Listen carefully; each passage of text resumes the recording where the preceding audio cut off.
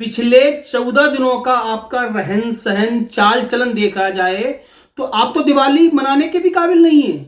तो भगवान राम के अस्तित्व को नकारते हैं। अब भगवान राम के नाम पर अगर दीपावली की बात करते हैं तो आपको तो डूब कर मर जाना चाहिए। भगवान राम को समझने की आप में बुद्धि है। आप तो अभी तक यही नहीं समझ पाए कि राम बड़ा या भगवान राम का नाम बड़ा, और इनमें अंतर क्या है। 21 लाख दिए जलाने से क्या भगवान राम आपके अकेले के हो जाएंगे? भगवान राम को हाईजैक करना चाहते हो क्या? नमस्कार दोस्तों, एक बार फिर से स्वागत है आपका मेरे YouTube channel beyond the motivation पर। दीपावली का त्योहार आ गया है। भगवान राम का अयोध्या में भव्य मंदिर बन रहा है और आज के दिन दीपोत्सव मनाया जा रहा है। 21 लाख दिए जलाए जा रहे हैं विश्व रिकॉर्ड बनाने के लिए। लेकिन कुछ जो फैक्ट हैं भगवान राम के पक्ष में, भगवान राम के अस्तित्व के बारे में, भगवान राम के बिलीफ के बारे में, रिलीजियस बिलीफ, जो भगवान राम को मानता है नहीं मानता है, कि भगवान राम है कि नहीं है, इसकी सच्चाई को हम समझेंगे आज। यदि अभी तक आपने मेरे चैनल को सब्सक्राइब नहीं किया तो प्लीज चैनल को सब्सक्राइब कर लें और बेल आइकन दबा लें, जिससे आपको मेरे वीडियो की नोटिफिकेशन प्राप्त होती रहेगी। दोस्तों, कुछ राजनीतिक पार्टियां तो भगवान राम के होने पर भी आपत्ति जताती थी, बोलती थी ये तो भगवान राम है ही नहीं। वही राजनीतिक पार्टियां आज भगवान राम के नाम पर वोट मांग रही हैं। मतलब भगवान राम को नकारने वाली पार्टियां अब भगवान राम के नाम की दुहाई दे रही हैं।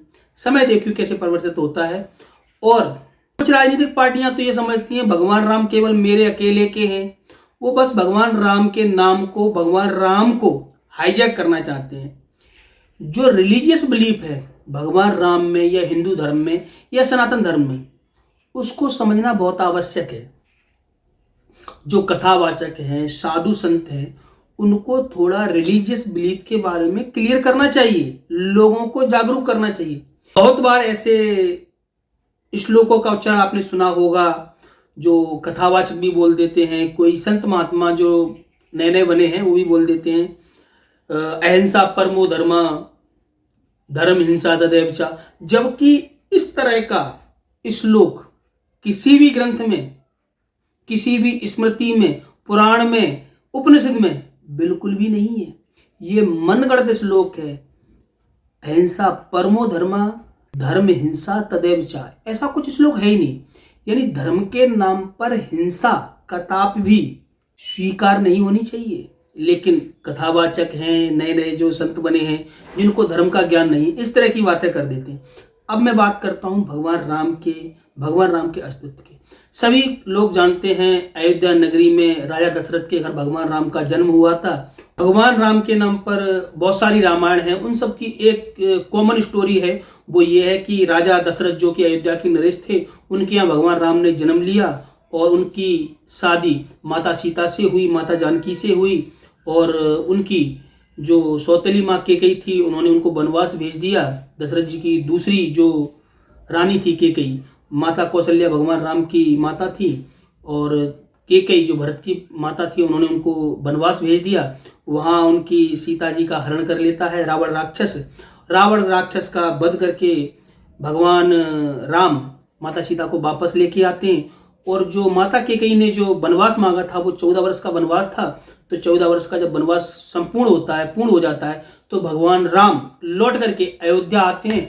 तो उनका भव्य स्वागत होता है और उस खुशी में दीप जलाए जाते हैं, जिसे हम आज दीपावली के त्योहार के रूप में मनाते हैं। लेकिन दोस्तों, जो लोग दीपावली का त्योहार मनाना चाहते हैं, मना रहे हैं, धूमधाम से पटाखे फोड़ना चाहते हैं, दीपोत्सव करना चाहते हैं, दीपावली चारों तरफ दीप जलाना चाहते हैं और हर्षोल्लास के जैसे जैसे मिष्ठान मिठाई जिस तरह से मनाना चाहते हैं त्योहार को, मुझे लगता है काफी लोगों को इस त्योहार को मनाने का तो अधिकार ही नहीं है।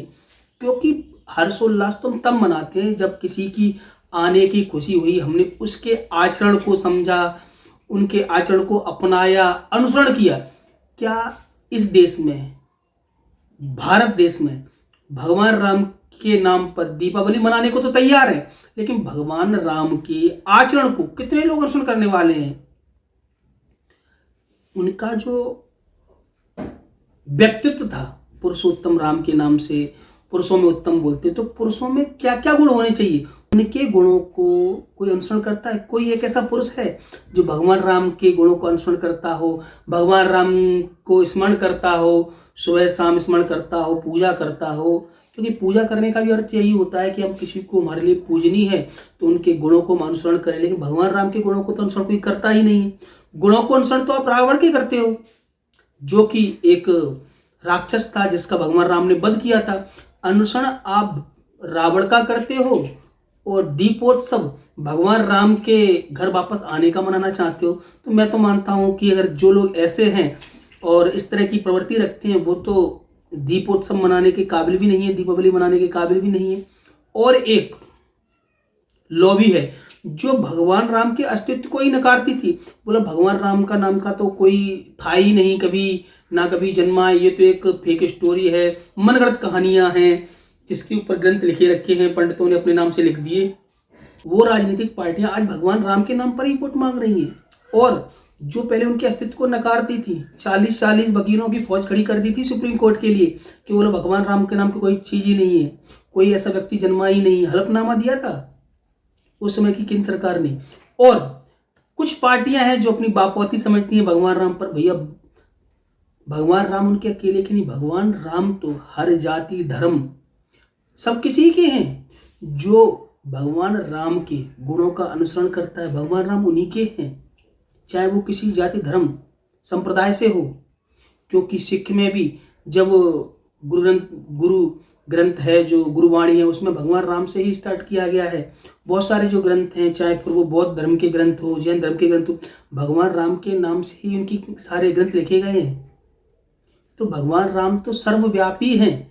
अब राम के नाम जो राम है, भगवान राम का जो नाम राम है, रामायण में भी लिखा हुआ है, राम से बड़ा तो राम का नाम है।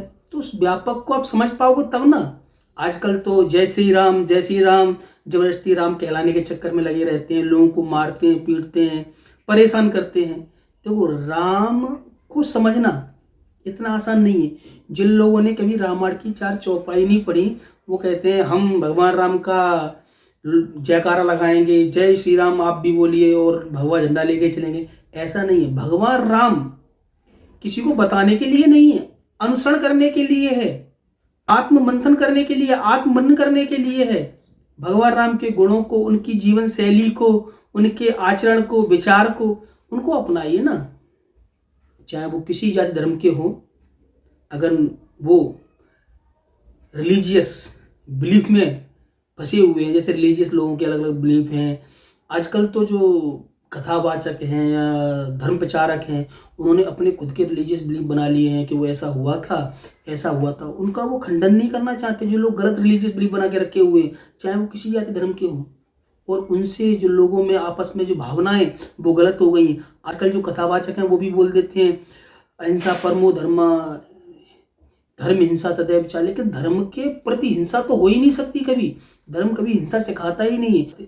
आजकल जो युद्ध चल रहा है ना फलस्तीन और इजराइल के बीच में, वहाँ पे जो 3 धर्म है ना, क्रिश्चियन, यहूदी और मुस्लिम, तीनों एक ही जगह से निकले हुए हैं। अगर वो धर्म को समझे तो युद्ध ही ना हो।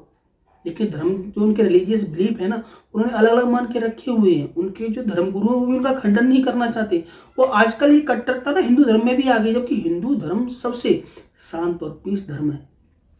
और धर्म तो सभी पीस ही है। धर्म शांति के लिए बने हैं, मनुष्य को जीवन शैली सिखाने के लिए बने हैं, मनुष्य को समझाने के लिए बने हैं, मानवता को समझाने के लिए बने हैं, एक दूसरे में प्रेम भाव समझाने के लिए बने हुए हैं। लेकिन आजकल पता नहीं क्या हो रहा है। आजकल भगवान राम के नाम को भी जो लोग हाईजैक कर रहे हैं, उनको भी कहना चाहता हूँ भगवान राम के नाम को बदनाम मत करो, भगवान राम को बदनाम मत करो। दोस्तों आपको क्या लगता है, आपकी क्या राय है इस मैटर पे कि भगवान राम के नाम को हाईजैक किया जा रहा है? आप मुझे कमेंट करके बताइए और इस वीडियो को लाइक करें, दोस्तों को शेयर करें। अभी तक यदि आपने मेरे चैनल को सब्सक्राइब नहीं किया है तो प्लीज़ चैनल को सब्सक्राइब कर लें। मिलते हैं नए वीडियो नई जानकारी के साथ, तब तक के लिए धन्यवाद।